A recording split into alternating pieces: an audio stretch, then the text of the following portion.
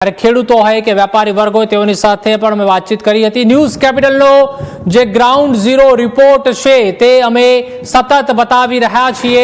ત્યારે હાલમાં ધોળકાના વેપારીઓની કેવી સ્થિતિ છે તેનો ચિતાર પણ અમે આપને બતાવ્યો હતો। અમદાવાદ ગ્રામ્યના અલગ અલગ વિસ્તારોની અમે મુલાકાત જ્યારે લીધી હતી ત્યારે ગ્રાઉન્ડ ઝીરો રિપોર્ટના અહેવાલની પણ વધુ એકવાર ધારદાર અસર છે તે પડી છે। તેના પડઘા છે તે ગાંધીનગર સુધી પડ્યા છે। તેના કારણે જ પત્રકાર પરિષદ અત્યારે સરકાર દ્વારા યોજવામાં આવી રહી છે અને વેપારીઓની કેવી સ્થિતિ છે તેનો ચિતાર છે તે અમે બતાવ્યો હતો। ત્યારે ન્યૂઝ કેપિટલની અમારી જે ટીમ પહોંચી હતી તારાજીના દ્રશ્યો બતાવ્યા હતા। ત્યાંના સ્થાનિકો વેપારીઓ અને ખેડૂતો શું કહી રહ્યા છે આવો જોઈએ આ રિપોર્ટમાં। અહીં એટલી બધી દુકાનો છે કે તમામ દુકાનની અંદર નુકસાનીનો કોઈ પાર રહ્યો નથી। આ ફૂટવેરની દુકાન છે। એક સમય એવો હતો કે જ્યારે અહીંયા તમામ શૂઝ ચપ્પલ એ બધું અહીં રેકમાં ગોઠવેલું હતું, પણ આ તરફ તમે જુઓ કે અત્યારે બધા કોથળાની અંદર આ સામાન અત્યારે મૂકેલો છે અને આ સામાન પરથી એટલું ચોક્કસ સમજી શકાય કે આ ધંધો જેમણે કર્યો એમને કેટલું નુકસાન થયું હશે, કારણ કે આ શૂઝ એ મોટી મોટી સારી કંપનીઓના શૂઝ અને એ વર્ષોથી એમનો ધંધો ચાલતો હતો અને હવે આ તસવીરો તમે જોશો તો ખ્યાલ આવશે કે કેટલી આ કોથળાઓ ભરીને આ જે અહીં માલ સામાન તેમણે ભેગો કર્યો હતો, આ એ જૂતા છે, આ એ ચપ્પલ છે જે હવે પહેરવા લાયક રહ્યા નથી, પાણીની અંદર બધા જ બરબાદ થઈ ગયા છે। આ દુકાનના માલિક આપણી સાથે છે, એમની સાથે વાતચીત કરીએ। વડીલ, કેટલો માલ સામાન અહીં રાખ્યો હતો, કેટલું નુકસાન થયું અને હવે જ્યારે આ બધી પરિસ્થિતિ તમારી નજર સામે છે કેટલી તકલીફ? લગભગ 15 થી 20 લાખનું નુકસાન છે મારે। બધું હેવી કેમ્પસનો અને સારી કંપનીઓનો સ્ટોક હતો, બધું પાણીમાં ડૂબી ગયું। 15 થી 20 લાખનું નુકસાન છે મારે અને ફર્નિચર બગડ્યું એ બી અલગ મારું। પાણી આખી દુકાનમાં ફરી વળ્યા? આખી દુકાનમાં 8 ફૂટ સુધી પાણી હતા અંદર। લગભગ 2-3 દિવસથી પાણી અમે કાઢીએ છીએ, પણ પાણી કાઢીએ પછી પાછું ફરી આવી જાય છે પાણી, એટલું બધું આજુ પાણી છે એના હિસાબે। આ તમે જુઓ કે સારી કંપનીઓના આ જે જૂતા અથવા તો શૂઝ તમે એને કહો એ અહીં વેચવા માટે આવ્યા હતા, અહીં બધો જ એમનો સામાન હતો, અહીં આ બધો સામાન આ રીતે પલટી ગયો છે। હવે એમના પાસે આ નુકસાની સિવાય બીજું કંઈ રહ્યું નથી અને એ હવે કહી રહ્યા છે કે એમને શક્ય હોય તેટલી મદદ સરકાર કરે જેથી તેમનું આ જે નુકસાન થયું છે એની ભરપાઈ થાય।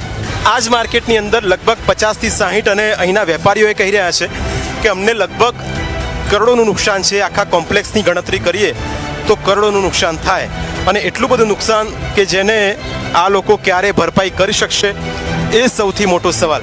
હવે અમે પહોંચ્યા છીએ આ જ કોમ્પ્લેક્સની નીલકંઠ નામની એક દુકાન છે, નીલકંઠ માર્ટ છે।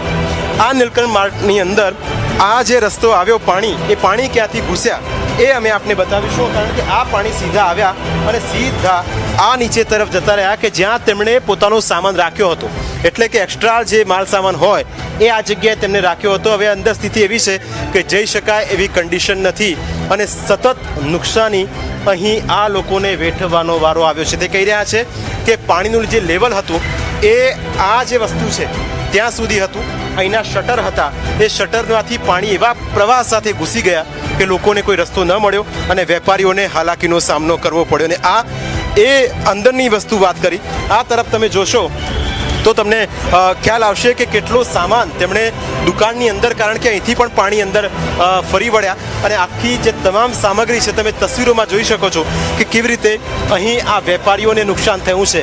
આ નુકસાન એ હદનું છે કે જે ક્યારેય ભરપાઈ થઈ શકે એમ નથી અને અહીંના આ વેપારી છે એમની સાથે વાતચીત કરીશું અને દુકાનની અંદર પણ જઈએ જેથી આપને ખ્યાલ આવે કે જ્યારે આફત આવી પડે અને જેનો કોઈ અણસાર જ ના હોય અને એક ધારા જ્યારે વરસાદી પાણી કોઈ જગ્યાએ ભરાઈ જાય અથવા તો એ પાણીનો પ્રવાહ વધી જાય અને પછી કયા પ્રકારની સ્થિતિ થાય, અહીં તમામ એ વસ્તુઓ હતી પણ બધી જ વસ્તુઓ અત્યારે ધોવાઈ ગઈ છે। આ દુકાનના માલિક છે એમની સાથે વાતચીત કરીએ, એમની પાસેથી સમજીએ કે આ બધી વસ્તુઓ જે અત્યારે બરબાદ થઈ ગઈ છે, હવે પ્લાસ્ટિક રહ્યું છે એટલે થોડો ઘણો સામાન બચ્યો, બાકી દુકાનની અંદર એટલા પાણી ફરી વળ્યા છે કારણ કે અનાજની દુકાન છે।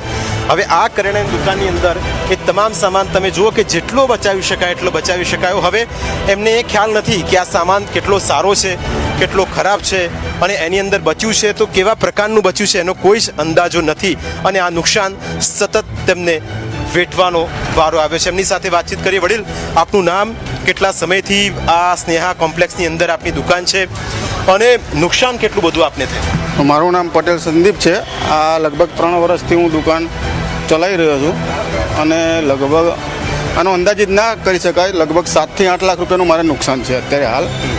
બરાબર. હવે તંત્રને એટલું કહેવા માગું છું કે આની સુરતની જેમ જે નુકસાની ભરપાઈ કરી ડેપ્યુટી સીએમે એ રીતની અમારે આખા કોમ્પ્લેક્સના વેપારીઓને ભરપાઈ